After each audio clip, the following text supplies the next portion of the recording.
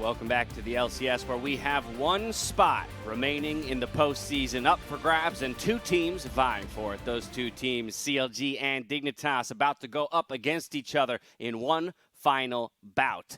Before we do that, let's take a look at our bracket, though, for all the teams that have qualified into the postseason. As you can see, it's filled out there. Team Liquid and Cloud9, both with those buys up there at the top already in that second column. FlyQuest up against Evil Geniuses. TSM going up against Golden Guardians. And then, of course, the remainder of the bracket to be filled out. What are you guys' initial impressions of what you see up there?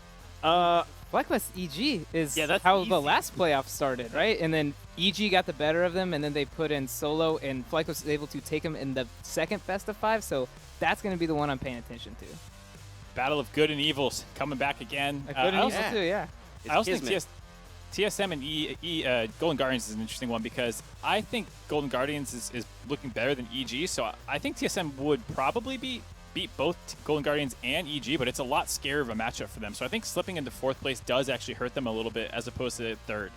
Yeah, TSM beat Golden Guardians just 2 days ago on Friday in that best of 1, so it's very cool that they're going to go up in a full-on series here in just another week's time. But let's get back to the business at hand, because there are two teams that are fighting it out to join all those other 7 in that bracket, and that's Dignitas and CLG. These two teams, very different stories on the back half of the split. CLG has been struggling to find their identity and most recently bringing in a couple of subs, but the record that they have been sporting on the back half, 1-8, pales in comparison to that of Dignitas. Yeah, I mean, Dignitas just looks so much better. It's also not just record. It's like when you watch, they have heart, they're fighting, they're scrapping, they're getting messy games, they're all making plays, whereas CLG feels like they can show up for a little bit, but as soon as things start slipping away from them, it's like just a constant slide downhill, and all the fight seems to disappear. The one thing I'll appreciate about Dig is that when a Dig doesn't show up in their do-nothing games, at least you know what's going on, right? It's very obvious. Okay, the team's nothing's going to happen. They're just not playing. And then the games that they're actually trying, you're like, oh, whoa, Dig comes out. Like, they can actually stomp teams. They can beat some of the, well, they can compete with the early game with some of the best, as they did with the C9. Whereas CLG, even when they're giving it what you would think, oh, they got a solid draft, it plays to their strength, maybe they're giving it their all, it still feels like, oh, no, they're slowly slipping back into the old form, or they're struggling to find any playmaking. They're losing behind just by laning, they're losing. Yeah, and I mean, I don't want to make this super echo chamber or anything like that, but I mean, Dignitas is like kind of fighting for their lives. It feels like they're trying every single strategy, and they're kind of making these games bloody. Even like aphromoo is starting to play enchanters, and they're still succeeding. So I see that as a little evolution for Dig. But like CLG, on the other hand, like today when I watched Stixxay die to a GP ulti without using flash or heal, like that kind of sums up what I'm expecting from CLG. Like sometimes they just lay their arms down. They're like, all right, well, we lost. Well, so let's talk then about one of the rays of hopes here for CLG. With everything on the line in this final game, they are bringing Pobelter back into the lineup. That's the big announcement here, the big shift here for CLG. I don't believe so Pobelter's back in. Notably, though, I don't believe it. Notably, though, Wiggly is not subbed in, so sticking with Fragas in the jungle. This is ridiculous. Why would you not just have him in for the whole week? It's a bold strategy, Cotton. Yeah. Subbing out your best player when all you need is one win? I don't know, but they're putting him back in now. All right. Hey, one more shot. Can they do it? On the flip side, you've got Dignitas with side selection, and interestingly enough, they have elected to go to red side. So what do you guys make of this? Probably? CLG, you better ban Riven. If you're picking red side for Dignitas, I assume that means they're going to give counter pick to Viper. So ban that Riven, please. I also think counter pick for Viper is good, because Rune does feel like the one guy who's still fighting really hard. It doesn't always work. He kind of runs it down a lot, but at least you know that like in a scrappy game, he could pick up a lot of kills. So it's securing your top side, which I think is a smart thing to do. Had a solid Ornn performance today, although it wasn't quite enough. With that, though, the teams are ready, so we're going to hand it over to Kobe and Freak to get us into our tiebreaker. Thank you very much, Dash. It is time for the last regular season, in quotes, game of the split and of the year. It is to determine who the last team in playoffs will be. CLG versus Dignitas. Dignitas gets side selection, as the AD mentioned. They are going to pick red side. Yes, we're all expecting kind of pick for Viper. And that Camille split just yesterday, or I should say on Saturday, was the reason they won the game. Oh, yes, it was, Freak. And Dignitas this week have just been on fire. Even in the first game they played where they lost it off of Baron into recalling in the, or excuse me. Never mind. Let's get into Champ Select here. Yep. It's the last game of the regular season. We're getting there. And I need to focus. Azir banned away here. CLG want to deny the famous Phoenix Azir. The famous Phoenix Azir is gone. The infamous Twisted Fate going to be left up most likely. Nidalee off the table for Dardoch. He is one of the players who brought out Lilia, played it against Cloud9, and honestly looked pretty good on it. I want to see if those situations arise yet again because he had a pretty good start.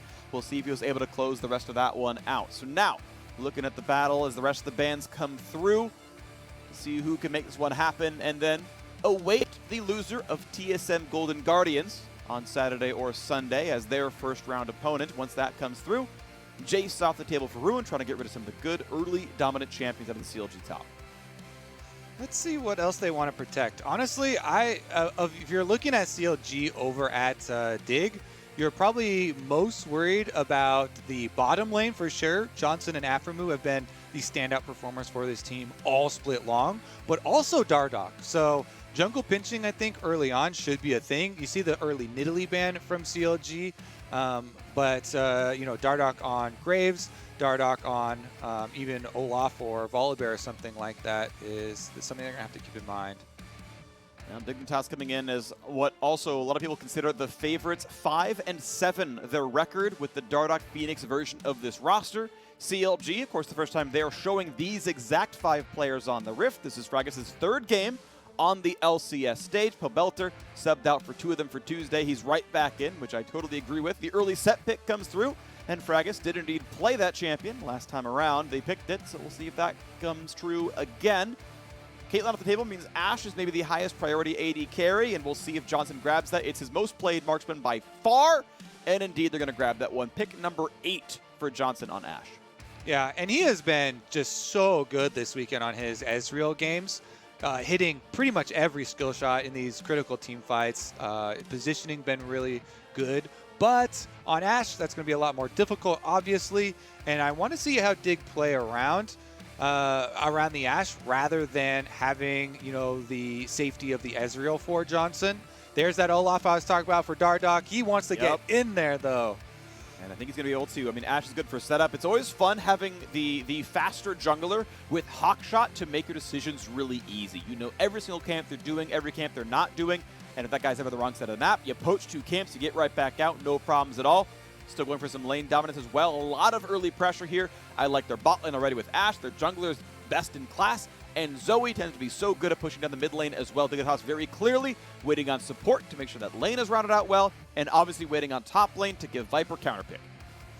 And so if you're looking at it now for ban phase here for CLG, probably going to target some support role as the Viper pick. Riven is still up, so maybe they want to throw a Riven ban actually in second round. As there we go. Okay. Yep. As you want to guard against Viper's red side last counter pick. I don't know if they're worried about anything besides the Riven. That's obviously the big standout. His Camille game was pretty good too, so you might consider throwing that up there as Rune's going to have to blind pick. Yeah, wait to see what's going to come through into this one. I know he's been a very big proponent of playing Kennen up there, and he's had very good team fights. Just the rest of CLG have not been really able to convert as LeBlanc and Syndra are dropped off the table. They are trying to protect Phoenix's Zoe into good matchups and make that one as safe as possible and leave the rest of the top lane pool up so that they can get an ocean of options for Viper. Thresh off the table as a counter to Bard. They split the difference, obviously. You get your Riven ban, but you also go support, take the Thresh down. And obviously going to be first pick support here for Dig as they want to save last pick for Viper. Morgana Black Shield definitely goes a long way against possible Bard plays, picking people off. I also like to see it against Sett a lot of the time.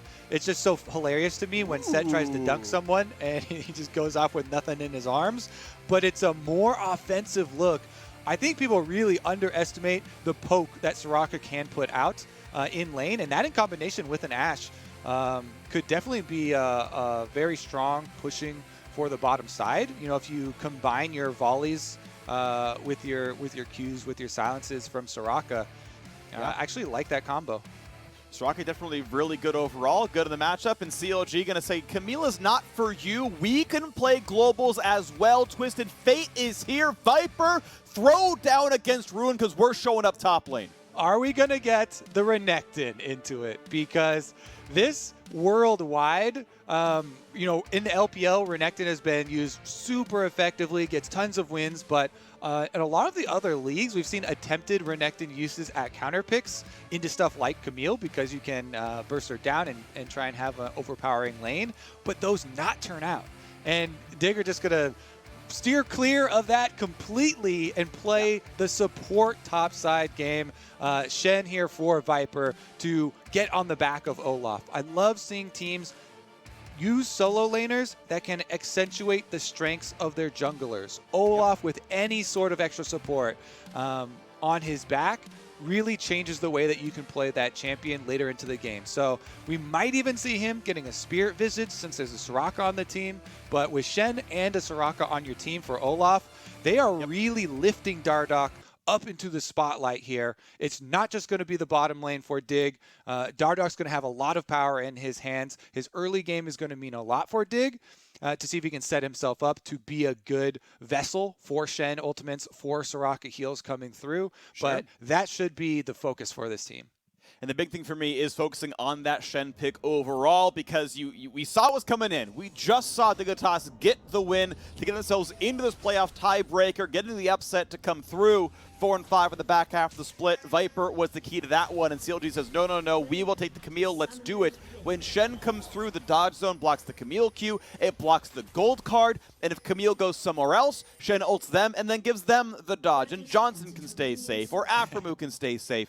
Because of Shen showing up, and I want to see now, how much pressure does CLG get topside? How much can Dig alleviate that and win elsewhere? With Dardoch on the Olaf, Fragas may well be slowed a whole bunch. He's already going to be drowsy. Wait a couple of seconds. Now look at the rest of the slows. He's going to punch, but Fragas is going to lose his life for first blood, and Dig couldn't have asked for a better start to this game.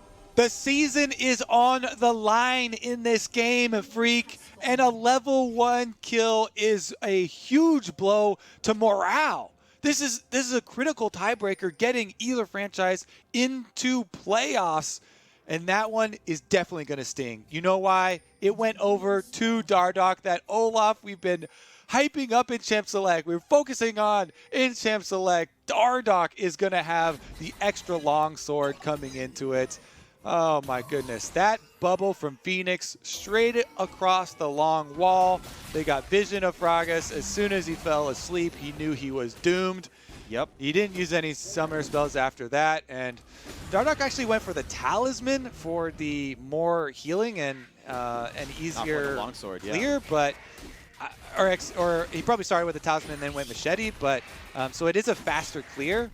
I like longsword if I get first blood on something like that because you get more PvP damage and trying to invade and look for fights. But he has gone for the faster PvE clear instead. All right, well, it's going to be the case for him as we watch through. And I believe I want to kind of recollect about that level 1. I don't believe Fragas ever showed out of Fog of War. He was in the brush the whole time. So a really nice planned level 1 for Dignitas, something that CLG had done so many times to great success in their history as an organization, was these really, really clever level 1s that got them an early lead, burned a flash or got him a kill, or something else really powerful. In this case, it's CLG on the receiving end off of a really nice set play. Fenix obviously starting with the Sleepy Trouble Bubble to help make that one happen. They spot Fragas on 3 camps done into blue buff. They know which 3 camps are gone via the fact the Hawkshot revealed them all. They know he is top side, and the only camp they could poach they wanted was the Krugs. We'll see if that happens for Dardoch. Yep, most annoying AD carry in the game for junglers. It's not something that you're going to have a hard time killing. It's the Hawkshot, it's the Ashe, just because of all those early reveals. And right off of that, you see Dardoch, by process of elimination, easily able to move over to Krugs and counter jungle here. Then he can take the bottom crab as well. Just supporting this Ashe Soraka lane that we were talking about, getting that harassment down, continually pushing in on Stixxay and Smoothie, and even getting them pretty low here. He's going to look for it. They're going to look for some damage right now. Can it be enough? Smoothie is the target right now. Gets poked out a little bit. Dardoch gives away the fact that he indeed took the Krugs down there. I think it's actually pretty easy to infer at this point. And CLG having to sit there and play defensively. Axe going to land again. Dardoch has infinite mana with the blue quite obviously. Smoothie getting dropped a little bit low. And he says, okay, it's not going to be enough. We can't get any more done. Let's go back. I'll take bottom scuttle. Enjoy the extra couple hundred health damage I did. But you're going to play this 2-on-2 from now on. And it allows Johnsun and aphromoo an easy reset because Smoothie and Stixxay have to constantly worry about the collapse. Ooh, they're not taking the back here for Johnsun and aphromoo. They actually cancel and they stick around. Just gonna continue to pressure with the extra ward. Ooh, that's gonna be some nice damage going back into the mid lane. This is gonna hurt a lot on Pobelter. Has to flash early and does not take any more damage. The chickens will at least go over to Fragas as a result. That Dardoch now spotted here, and look, it's equal camps on both sides, equal items in the most case as well. Now Fragas does have flash, he saved it from level 1, goes for the stun, flashes this time as Afro shows up. Fenix burns his flash to go over the wall, wants to get into this one. Fragas getting lower and lower, needs the blast plant, barely survives it. Pushed out of his own jungle. Man, so annoying trying to get away from Zoe. Fenix just picks his own flash up, follows him, and Fragas going to give up all the pressure. Stixxay by himself now under the tower. Is he going to be the target? Jumps around, not going to be silenced, but will go down. Dardoch claims the kill credit. 2v1, actually, sorry, 2v4 as Fenix on the other side from his team for now. Finally gets the reinforcements. They're going to get away from that one. Get the kill through. The teleport, of course, burned by Pobelter, means he is not in mid. We'll lose some of that farm. And now Stixxay will TV back in with tier. And we're just seeing more of the killer Week 9 Dignitas. Their first 2 games, they really came out swinging. They're not changing the pace up here at all. Completely offensive mindset.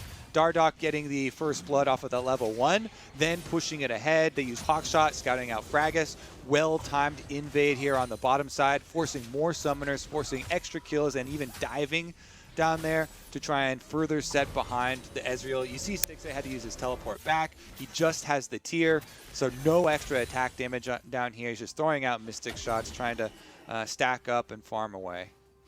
Right now, checking in the top lane, though. Ruin blind picked the lane. Viper picked, to be fair, a bit more for the team than for the lane, but a 15 CSD as Ruin completes his first recall of the lane. Sheen is in. He's got to feel comfy about how the match is going to play out. In the pretty much heads-up 2-on-2, or sorry, 1-on-1, I should say, got the lead so far against Viper, but Dignitas as a team, they're up about 1,000 gold off of jungle difference and off of bot difference, and Dardoch with all the money is going to be the one to snowball this lead. Double longsword is in, now going for the early ocean trade. Yep, going to keep stacking this one. Shen is now level 6, so as you're looking at the CS up there, Viper's looking at Stand United. Teleports are available for both of the top laners, so it still could be an answer for Ruin, and until Viper can either interrupts it or tries to force it out with some top side pressure with Dardoch or something, it still could be an answer for Ruin. Just a little bit more of a delay on that one than the arrival of your Stand United. Regardless, no reason for Johnsun and aphromoo to stop pushing. Want to keep up the pressure on the bottom side, keep mining those objectives. Viper's laying in an awkward spot right now, stuck in front of Ruin's turret with 0 vision at all. CLG have a control ward topside, and there is nothing that Viper knows. He has no idea if Fragas might be showing up or Pobelter might ult up there, and with Hextech Ultimatum, you are just dead. So he is bleeding farm right now. It is still a freeze. He's going to get farther behind. Ruin will be the first level 7, and maybe CLG can find their win through top because they are down 1,000 gold elsewhere. So you actually need 4 ranged minions if it's right in front of your turret to keep it there indefinitely too. I believe there were only 3 there. Both junglers are heading up to the top side though, as Johnsun and aphromoo just keep wailing on this turret and get a 3rd turret plate almost all by themselves. Now there was a gank to help get the first one down, but overall obviously a smash down here on the bottom side, 10 CSD. They only got the assist. They're not really rich off the kills. It's maybe 40 gold or so. The fact that, of course, they had to really limp around through the Olaf obviously hurt it a little bit. Afro also, by the way, going for the more aggressive, the arguably greedier support item in going Spell Thieves. Obviously, you must play someone aggressively to get the same gold income that Relic Shield would give you. You can hope that he can do that. Hitting the turret does that, and then that's what the push is doing in some degree to get those items online as fast as possible. Dardoch now still finding neutral objectives to kill. He's not up in camp count, really, but he's gotten 2 good ganks. Okay, 1 good gank off, and first blood, and a lot of big neutrals. He's got the first Drake. He's now going for the Herald. And it looks like a contest here. Fragas is in the area. Twisted Fate ultimate is available for Pobelter. And they're going for the play. Gold card's going to land on Dardoch. He does have the ult. He's going to burn it here. Not stunned up by Fragas. He's going to go for the punch. Ashe arrow not quite going to land, but the reinforcements have arrived. Then Fenix gets the kill anyway. Even a little bit of help from everything else, as this is going to be an easy one. As that is an easy run through. Herald picked up another kill on the board. Dignitas running away with this game. And maybe a top lane focus there. Johnsun already used the arrows, so Ruin shouldn't be in a too dangerous of a position, but they still have Viper in the area. He's seen on wards clearing up ward duty, and he gives over his giant built-up wave to Johnsun. When we were talking about the wave right in front of Ruin's turret, and it started slow pushing back with the 3 range minions, it just builds up over and over as it keeps stacking and slowly pushing there, and Viper selflessly hands it off to his carry, hands it off to Johnsun, who has been doing work in these Dignitas games. Yep. And just lifts him up for success here. You'll love to see it, Freak. He also gave the Stand United to Dardoch, so that's why Shen players get so many honors. Yeah. You're giving away farm and buffing up your jungler to play truly offensively, really enabling the entire team comp. Yeah. Most honored of all top laners is Shen. Those stats are backed up by Riot. They released some stuff about that one, so I like the illusion there, Kobe. 1,300 gold lead. And yeah, Viper, you know, the stat's going to look bad this game. This is not his fault. He picked the matchup for the team. It is a good matchup for winning the game. It is not the best matchup for the 1v1. And yes, he's giving away waves at a time here as well. Either way, Smoothie gets slowed. Johnsun level 7 here. Smoothie's got to back off of that one. Dardoch now nearby as well. Silence, slowed, has the portal. They're going to chase into that one. The flash, yes, that is a death. Dardoch pops the ult for the move speed, and in he goes. Now, Stixxay, of course, the Arcane Shift is going to be safe, but those wards are dead. 60 gold to pick it picked up. Yeah, after so many frustrating games against Bard, when you're playing Olaf and you just follow the magical journey through, knowing there's nothing he can do about it, it feels good. Rift Herald is ready in Dardoch's hands as well as he takes the fight with Fragas. Oh, the flash from Fragas brings him in, but look at the healing. He doesn't care.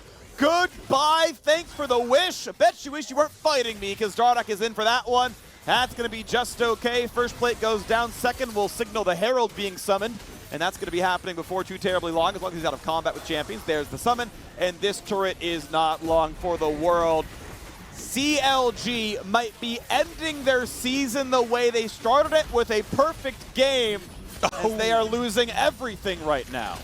Yeah, and that is why in Champ Select we keep on highlighting, I love building support for an Olaf, both solos. Actually, on bottom side, Ruin a little deep, and Pobelter teleporting down, but they can't keep him there long enough. Viper just walks his way out. Yep, taunts backward, presses QW. He's like, literally none of your abilities work on me. It's cool, see you later. And yeah, gonna work out just fine to that one. Gold lead now 3, almost 4,000. Dignitas are smashing this game right now. Mountain Drake alive for Drake number 2, and CLG not showing any signs of heading towards that side of the map. All right, what can CLG do to try and stop this slide, this crash in this game, actually, as it is just tumbling away from them? Pobelter here on the Twisted Fate. Usually you can say, oh, well, maybe they can look for a Twisted Fate ult play. Look at that damage. He's got nothing. He's at Merc Treads and the Dark Seal as the only inventory. You look across, Fenix got his full completed Luden's Echo here. So after purchase, it's going to look a lot better. Boom, he gets a whole Rod of Ages for Pob. All right. So that looks way better. It does. Oh, my gosh. And now maybe he can look for a play with his ulti. Even better than that, I see a Control Ward in inventory. That is a dream to behold. Yeah, we're ready for this one. Easy duo, easy Drake. Good smite, just in case True Shot Barrage is coming over the wall, which it was. So smart there. Was actually timed well to try to steal. If there wasn't a smite, he might have actually gotten it. So kudos all around for good play. Obviously, the cards were in Dignitas' hands, despite the fact that Pobelter can sometimes do that as well. And now bot lane being pushed into again. Plate still a full minute up. Like, Dignitas ran their bot lane into bot lane, killed 3 turret plates, ran the top side, got 5 more turret plates, came back to bot side, going for plate number 4 down there. Yeah, and Dardoch is going to run straight mid here. They get a is that spellbook heal? It is not. It is only a butterfly in your hand. There's nothing else there. Viper once again. All right, CLG, if they're going to win, it's going to be through top. The stun, the punch into the wall, and hey, by the way, Viper's too tanky. Here comes the squad, Fenix and Johnsun. He is going for the 1v1, the flash out from Ruin. Fragas going to be in danger here. Ralph said it best. He's going to try to run away. A nice stun. He buys some time, but not more than that. Another kill comes through, 6-0 in that score line. And hey, you've just face-checked an Olaf. Goodbye. Dardoch is unstoppable. Yep, on the bottom side. Stixxay trying to get aphromoo and the standing. He's got a Shen. Stixxay, you only thought you caught aphromoo. You have found yourself a Viper and you have been bitten. You are venomized and you are dead. This Dignitas team, just every person saving their teammates. It's just wholesome, Freak. This is a wholesome game from Dignitas. We're talking about Viper, giving up minion waves, staying united on his Olaf, really lifting them up. Guess what happens when Viper gets ganked for the second time? Double teleports come in. Johnsun's there. I got your back. Thanks for the minion waves, bro. I'll defend your life with everything I've got. Phoenix did the same. And then Viper even paying it forward as his Stand United comes back off of cooldown. No man left behind on this Dig team. Now, Kobe, the advice you always hear facing these comps is you try to gank the global. And they tried to gank the global, and it does absolutely nothing. Yep, double teleports come in. Johnsun on the Ashe going to be right there in lane too. No fear from him. Teleports right to the center of lane, chases off Ruin with his ultimate. They turn their sides towards Fragas, and Viper does get some revenge. Then Dardoch, once again, Olaf versus Bard. I love this matchup. Just get to completely annihilate that support. And just when CLG thinks, oh man, we can get something, right? Dig just won top side of the map, and they won the little jungle skirmish. Ah, my goodness. Who's timing the Stand United? We can't catch a break. And this game is ending soon, it feels like. Dignitas completely crushing this game. Their gold lead, wow, it is just gigantic. 5,500. They've got second Herald. That mid lane turret, that is dead to the Herald summon. It is one auto and a Herald charge away from dropping. Here you go. Auto, auto, auto, auto.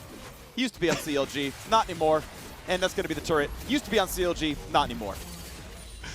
Fair enough. Can they usher Shelly up for a second charge? Looks like it. Arrow lands too.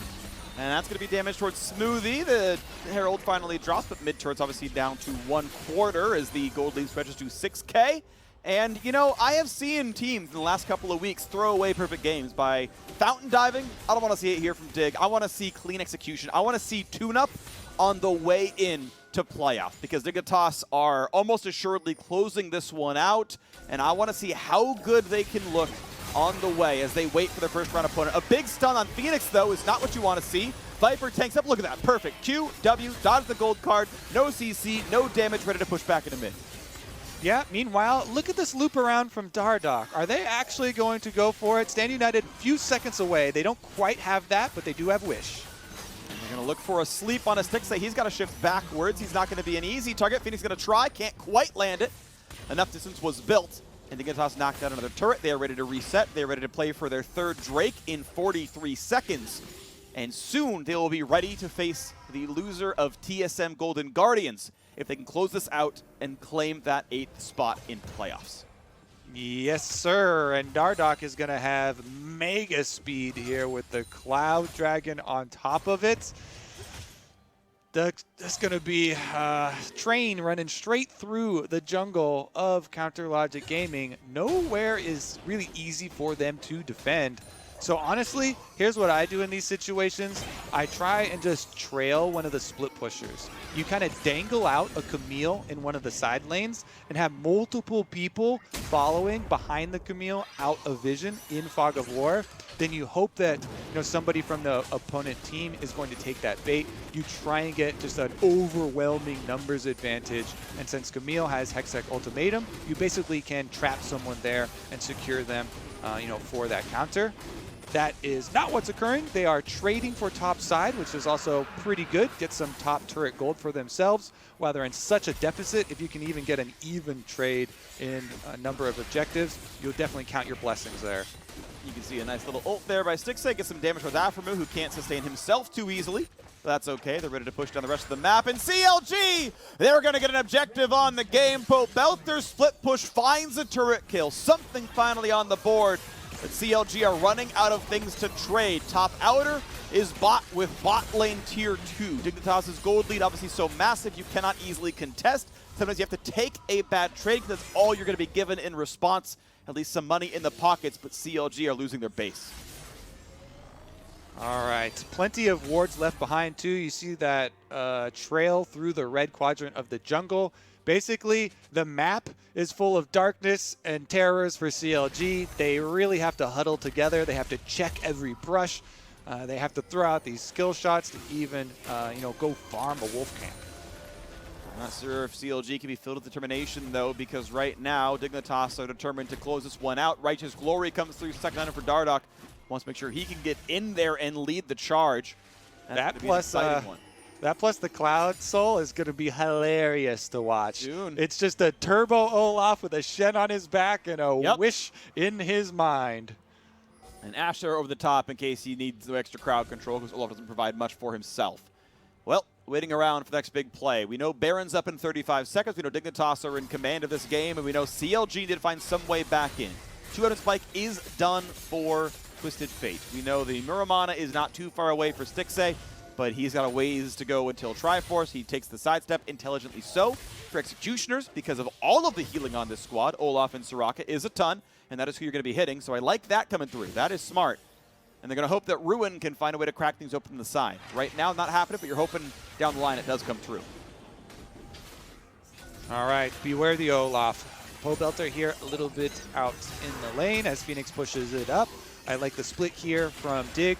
Now, the only thing is that they have to worry about is the Camille versus the Shen. Because if you isolate the teams and you just have Shen by himself, versus Ruin, who has farmed up through the Trinity Force here on Camille, that is one thing that CLG could, pull out some surprises. As I was saying, maybe you have somebody trail the Camille and you bring a bit of damage. So that's why Viper actually gave him a pretty wide berth in that side lane split push. Arrow does hit, though. Done. That is a silence. That is a lot of damage right there. Fragas going to have a hard time with this one. He's going to be able to jump with the blast plant and stay alive, but he's asleep. He's going to get re-engaged upon. Not quite hit. Will stay alive, but red was still stolen away by Dignitas. Baron is on the map. Cloud Soul is in 2 minutes. And I want to see how aggressively Dig wants to play. They have yet to crack the 6th and final outside the base turret. That is top lane. It's very healthy. Pobelter has been spending a lot of time up there. Nice by Stixxay. Gets the big wolf. As Pobelter keeps top lane push, that is not going to be an easy turret to kill. May not drop for a while in this one. Ruin wants in on the Viper, finds a stun and a teleport. This is now CLG looking for their first kill of the game. Keeps coming on the other side of the map. Viper waiting for the play, finally gets the dodge up to play around TF, but there's gold card over the top. Re-engage for Johnsun, wants to find a single kill. Viper is low, flashes right into Fragas, gets stunned but healed by Soraka. Johnsun on the board, answered back though as Ruin finally gets a kill. It's a shutdown onto the Ashe. CLG now on the board in 2 ways. They found a turret, they found a kill. They are finding something to do in this game. And they did it. They make the play off the Camille Freak. The one area they can try and make a play off of. Ruin finds it. They wait out the stun. Even with Viper escaping, flashing over to the waiting arms of Soraka, they just turn their sights over to the other and get their kill there. Hextech Ultimatum, keep him in place for the duration of the teleport to come through. Then Pobelter saves his gold card after the Spirit Refuge went through. Maybe that was a different time. I was looking at it was earlier. Viper then flashes over to aphromoo to get those heals, and Johnsun is the one left out to dry as they get the shutdown onto Ashe.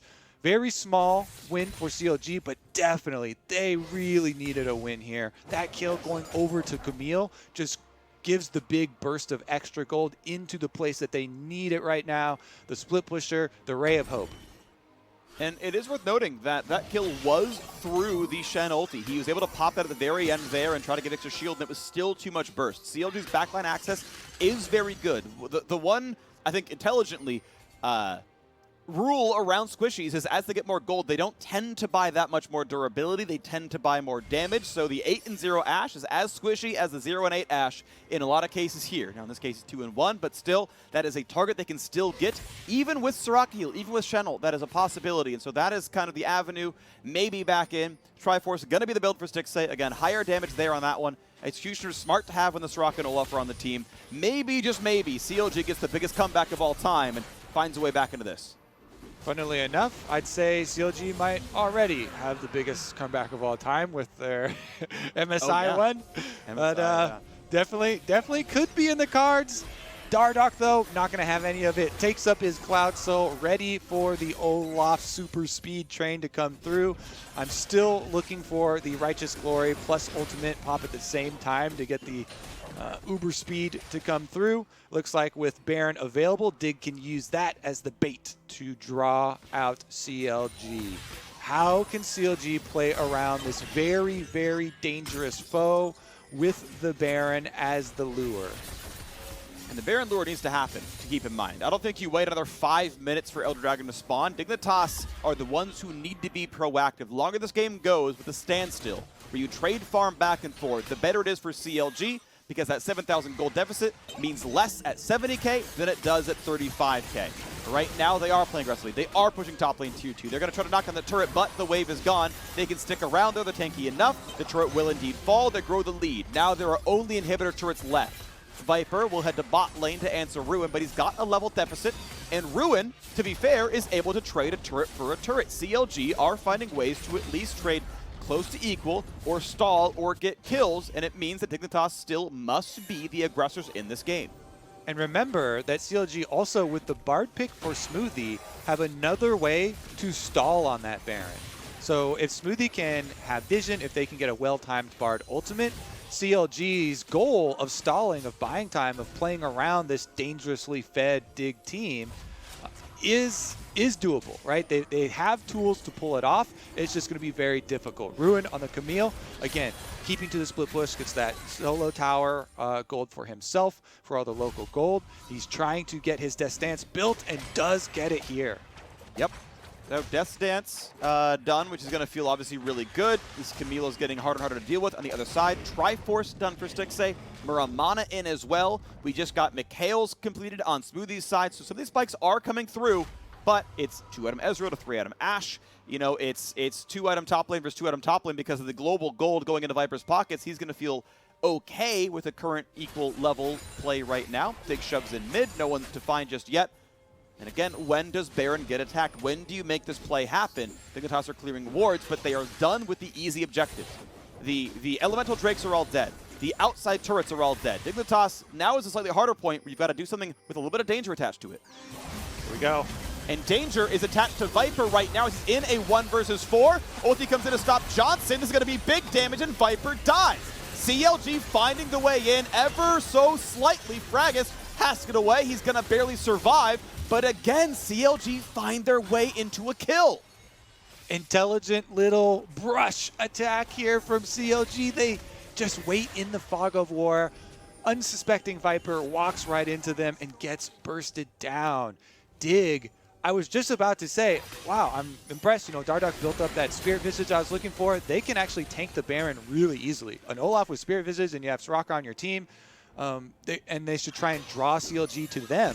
But them getting caught out there definitely puts a stall on it. Now that Viper is back alive, Teleport is available, Stand United is available, and they can get back to that game plan.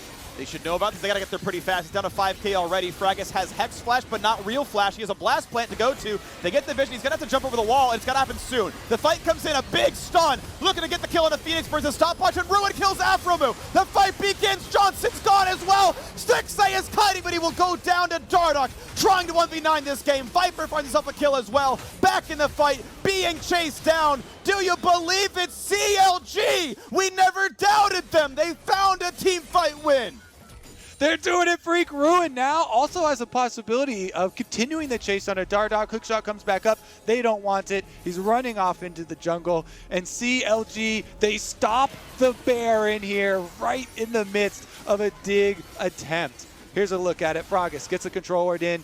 They're too worried about the possible steal with that Blast Cone. And man, that Bard stun on those prime targets, Fenix and Johnsun, right next to each other. The two carries. Smoothie just lands the Bard stun, heard around the world, and CLG get right on them.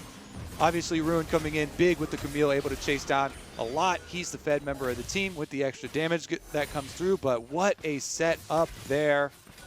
landing that double stun and opening up the team fight here for Counter Logic Gaming. And shout out Viper for getting absurd damage out on the Shen. Titanic Hydro Shen does have really, really good damage. Nice to see it there. Blue buff secured just in time by Fenix. And we've got Baron, of course, available on the map. Elder Dragon spawns in 50, and CLG crucially got shutdowns. The gold lead is back below 5,000. And look at how gun-shy Dignitas had been. What are they going to feel like in the next fight there? I mean, they were up so much in gold and managed to stumble just enough right here. CLG, can they make the comeback happen? Fighting for the playoff spot. It's win or go home for either team. And CLG, for the first time in a long time, have pushed past the river and feel comfortable doing so. Yep, season's on the line. Ruin still yet to die in this game. Camille looking at Sterix Gage next to become even more of that fearsome opponent. Right now, though, he's on the other side of the map from Viper, and Viper's almost up to the inhibitor turret with the dragon spawning. So Elder Dragon coming into the rift, and the split push has been applied by Dig.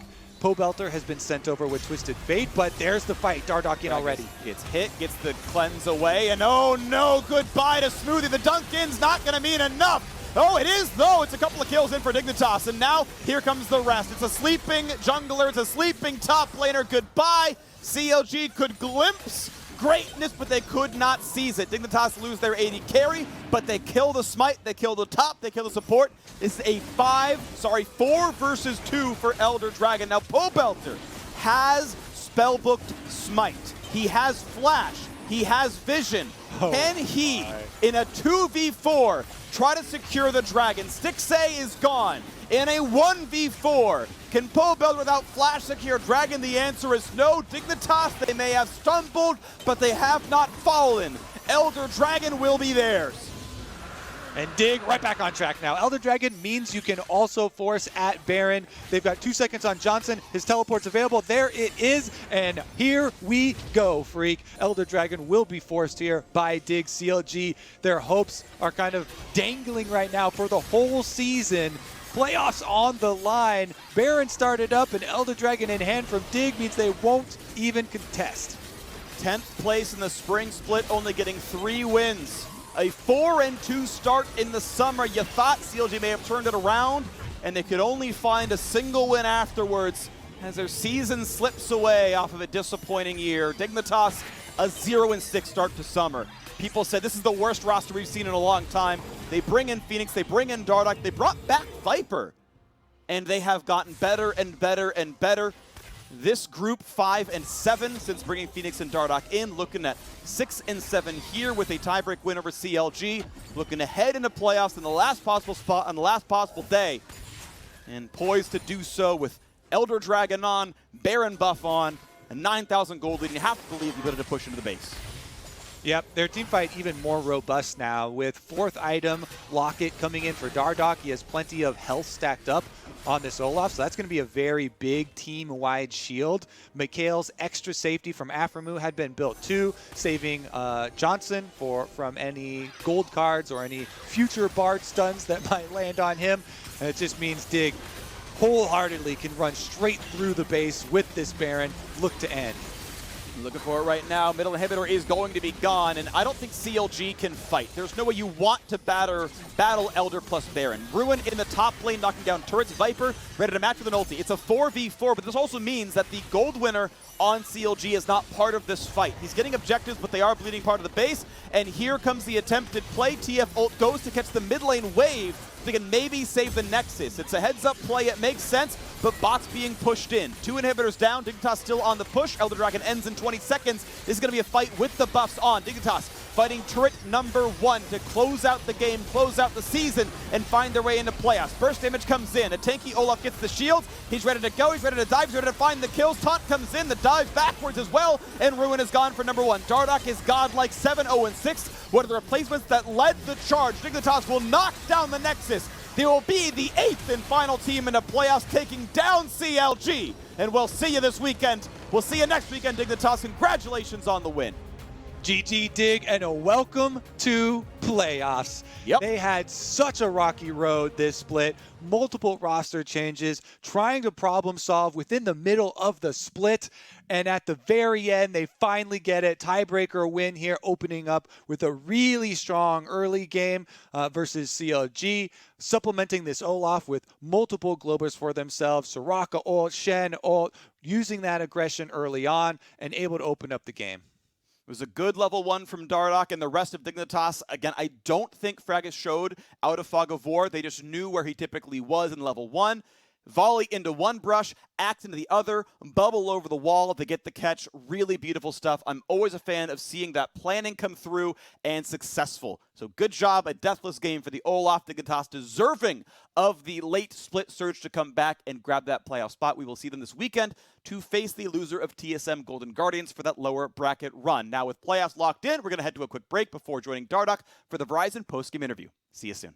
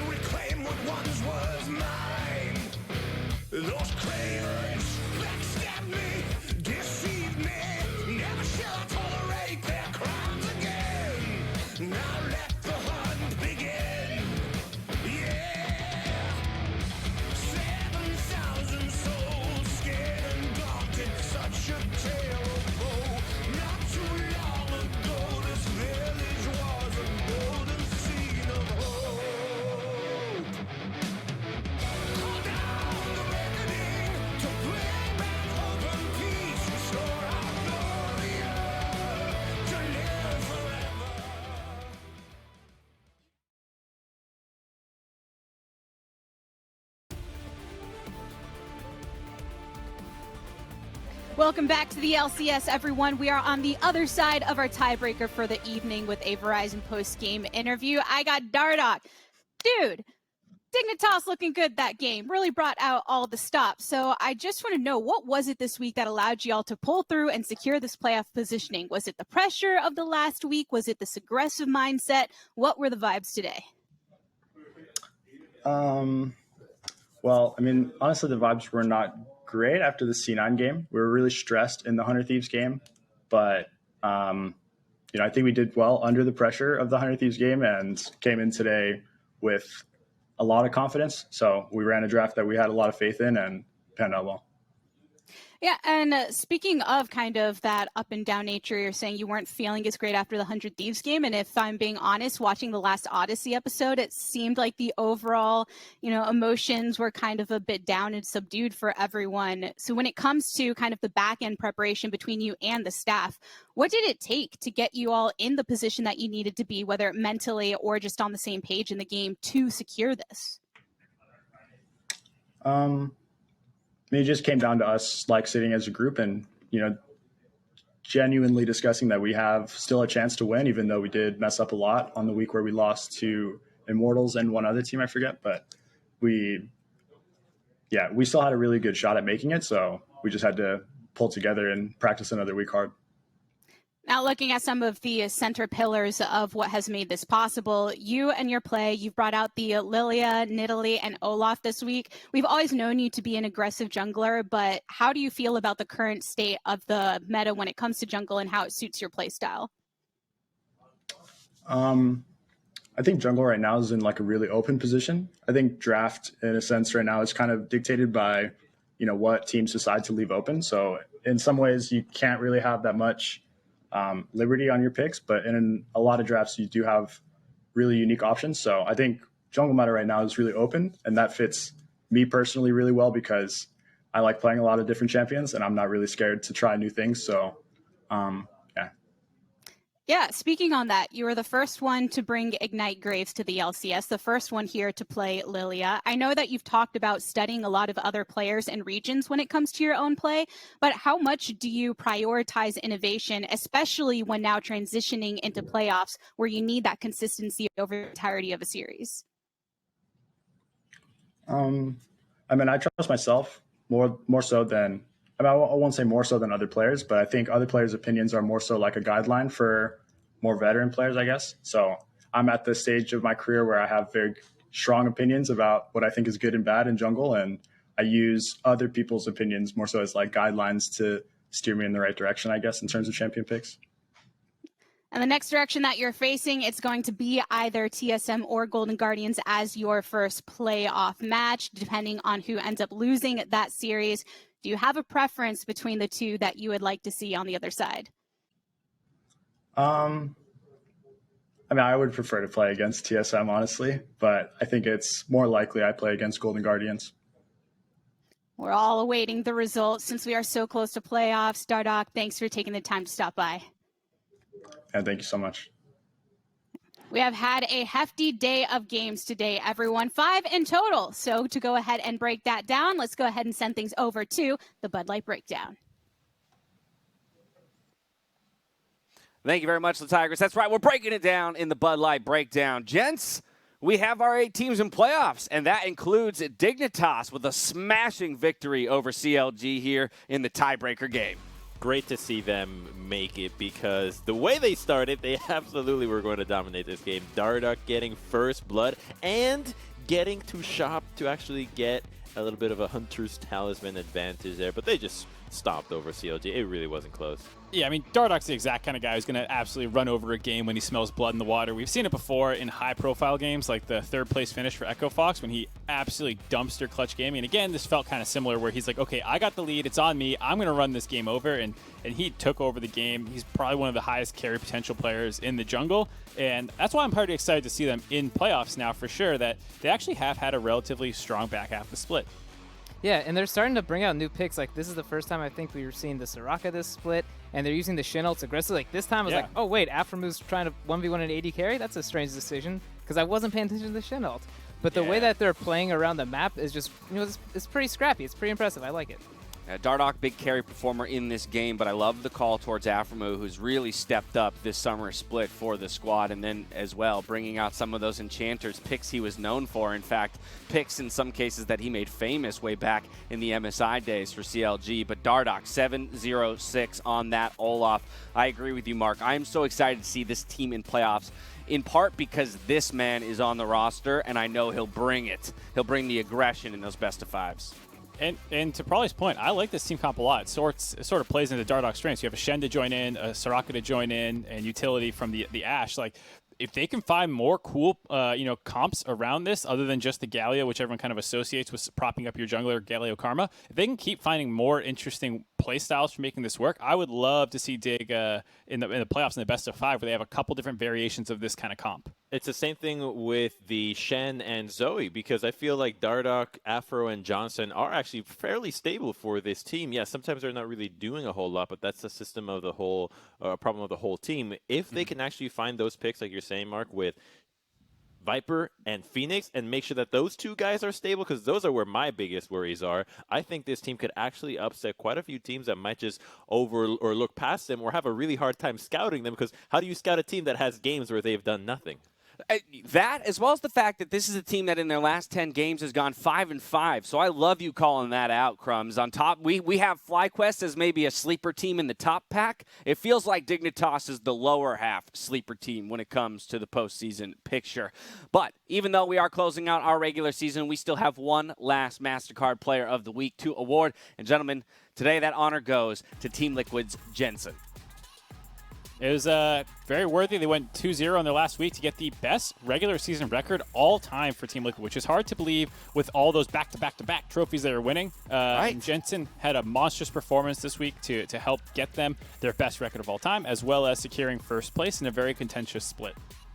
15-3 will be their regular season record. As you mentioned, best all-time for Team Liquid. Should be noted that this was a contentious Player of the Week vote. There were votes thrown to Johnsun, Solo, and Johnsun. So across 3 different teams, there were top performers, but Johnsun in the mid lane there helping lock down that all-important first seed and propelling Team Liquid to an organizational first felt like a proper nod to his performance all split long here. He's been playing so well lately. I'm really glad to see just the entire trajectory of this guy's career, from just coming over to NA at the very beginning and now suddenly finally getting those trophies, and now kind of resting his place as like, yeah, I'm a top mid laner here. I'm one of the benchmarks of what it is to be really good. Now, as we head into playoffs, MasterCard is partnering with the LCS once again to provide our fans with a priceless experience. 1 lucky winner will get to play and learn with our very own Freak from the comfort of their own home, and 5 runners-up will get to participate in a digital Q&A session with me. Glad to know I'm the runner. I'm the consolation prize, but I guess we'll take it. All 6 winners will also receive awesome LCS and MasterCard merchandise, as well as other prizes. Any player from the United States and Canada, except for our friends in Quebec, very sorry about that, who saves their MasterCard in the League of Legends client and uses it to make a purchase from the in-client store by August 30th. That's August 30th, 3-0. Will automatically be eligible for a chance to win. So get in there and win some lessons with Freak. I could probably use those if I'm being honest. I was going to say, Dash, weren't you behind Freak and the people, the caster people want to play with the most from Game Show weekend? Was I? No. Flowers was number 1, Kobe was number 2, and I was 3. Really? People definitely want to play with me more than Freak. Really? Dash really remembers that statistic. Yeah, wow. Right. Can we got that framed on his wall behind him Mark, somewhere? you were 4th. I think even you were in front of... Oh, great. Then screw Freak, dude. We're way popular. We're super we're way cooler than Freak. All right, that feels like a good way to close That's not a high bar to measure yourselves against. All right, you don't want lessons from me in League. Let's be very clear about that. Now, looking ahead to next week, we'll have 4 days of LCS matches. That's right, you heard me. 4 days, starting with a best of 5 between FlyQuest and Evil Geniuses on Thursday. Join us at 12:30 p.m. PST for our countdown and head into that matchup at 1 p.m. Probably this was your spotlight matchup, the FlyQuest Evil Geniuses rematch. Yeah, I mean, I'm going to go ahead and throw out my prediction already. I do think FlyQuest is going to take it. So for me, I'm looking at these bottom brackets. So I'm guessing EG is going to end up playing 100 Thieves, and I hate to say it, GGS is going against Dignitas. So I really like that the first 2 matchups you want to pay attention to, because you want to see how they play, because that's going to be the matchups in the 2 days following. Don't stop there. The bottom teams... You want me to go all the matches? I think the bottom teams, match 3 and 4, will actually have Dig and 100 Thieves advance. I do think that those teams, the additional preparation, like the fact that when they play ahead, they really just stomp games, versus the teams that would lose if TSM or Golden Guardians have a hard time, that might be the one that Dignitas has the hardest time against. But yeah, the loser of FlyQuest versus EG, I think it's going to be EG, and 100 Thieves already showed what they could do to them today. Man, I'm getting the postseason tingles. I want it to be Thursday already. I'm ready to see some of this action break down, see which teams are going to move on. I love hearing that we think there's actually a possibility of upsets in the postseason. Mark, you're our resident pessimist, so I assume you think everything's going to go to chalk?